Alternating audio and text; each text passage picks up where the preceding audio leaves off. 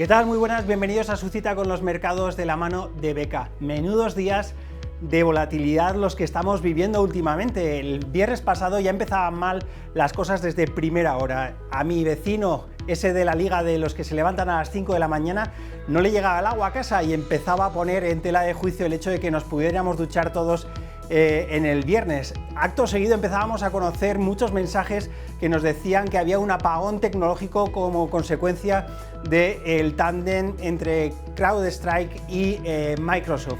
Y finalmente, durante este fin de semana hemos visto cómo Biden se apea de las elecciones norteamericanas y abre el debate sobre su sucesión. Aparentemente, todavía este último evento no ha tenido claros efectos sobre el mercado y lo único que hemos visto durante la semana pasada es un incremento de más del 30% de la volatilidad. La incertidumbre a lo largo de estos días no ha venido solo por el incremento de la volatilidad, sino que hemos visto hechos aislados más que preocupantes. Por ejemplo, el viernes veíamos como el oro, los bonos, la renta variable, el euro, todo caía de la misma vez. Es un hecho con pocos precedentes y es lo que hemos estado viendo en los últimos días como consecuencia de que muchos gestores aventajados, léase los hedge funds, están haciendo caja antes del periodo electoral. Y esto hacía que durante la semana pasada viéramos una caída del 4,28% de la renta variable europea, de un 2% del S&P y de casi un 4% por parte del Nasdaq. También las materias primas se dejaban más de un 3% y la renta fija acababa flat durante esta última semana. La semana anterior, en el último vídeo, les hablábamos de un hecho que se estaba sucediendo y es el de la rotación de los estilos dentro del mercado. Estábamos viendo un trasvase de inversiones desde las megacaps hasta las small caps. Este hecho durante la semana pasada se profundizó. ¿Y por qué?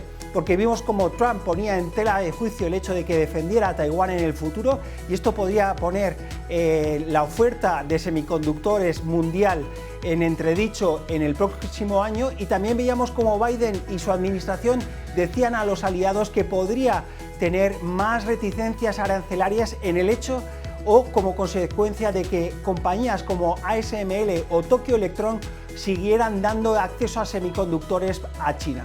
Esto hacía, junto a las palabras de Powell que decía que podíamos estar cercanos a una rebaja de tipos de interés, que viéramos cómo el sector value acabara flat durante la semana pasada y el growth global acabara cayendo casi un 4% durante los 5 últimos días.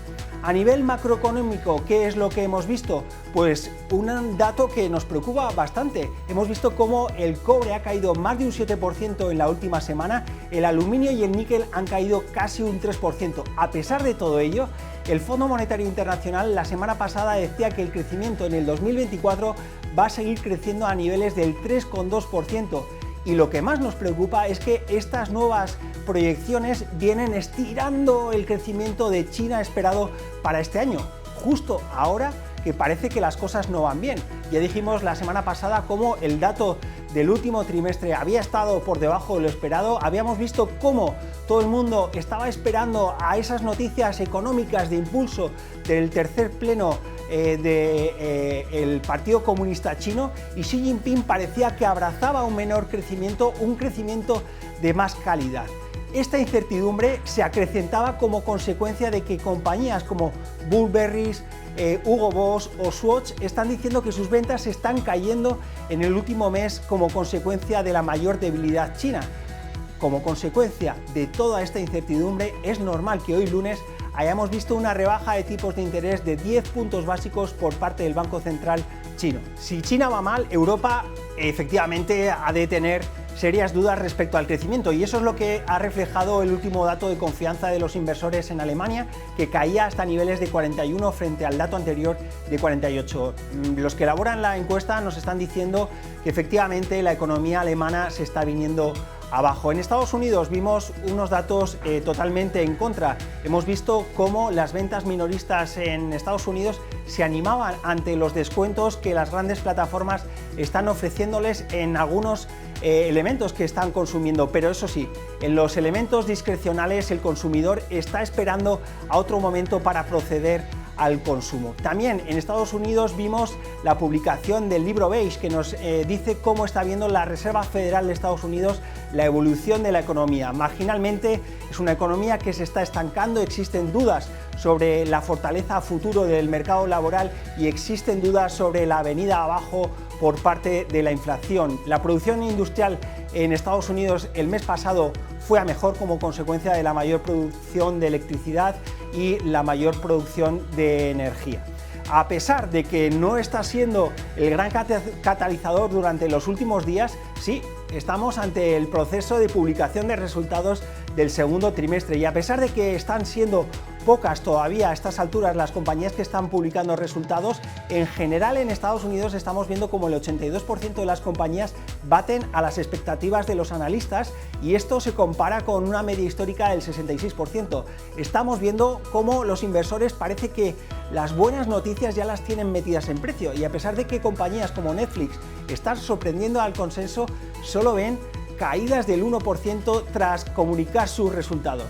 A lo largo de la próxima semana tenemos muchísimos datos y muchísimas cosas a las que estar atentos. A nivel geopolítico, obviamente, tenemos que estar ante esa noticia de que Biden está proclamando que Kamala Harris sea su sucesora y hay que ver la capacidad de que Kamala Harris pueda ser realmente la sucesora y de realmente oponerse a Trump, aunque actualmente las encuestas no la dan como clara ganadora en el hecho de ser la lideresa del Partido Demócrata. En la parte macroeconómica tenemos que estar atentos al PIB del segundo trimestre en Estados Unidos. Se espera un incremento del 1,6% frente al 1,4% anterior. Ojo, existe mucha disparidad en las encuestas. Hay gente que está diciendo que podríamos estar en crecimientos del 2,2% y el viernes tendremos el único y indispensable dato que la Reserva Federal sigue de cerca a la hora de estimar cómo va la evolución de la inflación y es el PCE Core.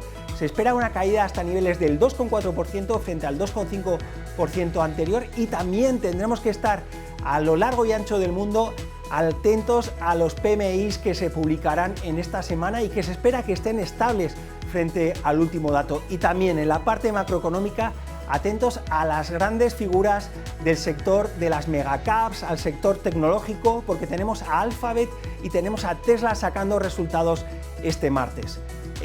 Siempre les traemos alguna recomendación. Nuestra recomendación esta semana es doble. Tenemos que estar cautos ante el incremento de la volatilidad. Puede haber un incremento adicional porque estamos en un mes que tradicionalmente ha sido bajo en cuanto a volumen y pueden suceder muchas cosas. Y después, ante esta incertidumbre, ¿qué es lo que abogamos? Abogamos por ideas conservadoras en la parte de renta variable, como puede ser GlaxoSmithKline. Y en la parte de fondos de inversión les traemos una idea para poder invertir en esa rotación de megacaps a small caps. Tenemos el BlackRock Sustainable Global Equity, que es un fondo sistemático que puede tener las ideas que mejor le puedan ir a usted para poder configurar, como decíamos, esa cartera. Como siempre, les deseamos una gran semana de mercados. Les recomendamos que nos sigan en nuestras redes sociales donde pueden encontrar este vídeo en formato podcast y les recordamos que tienen una nueva cita con los mercados financieros aquí la próxima semana de la mano de Beca.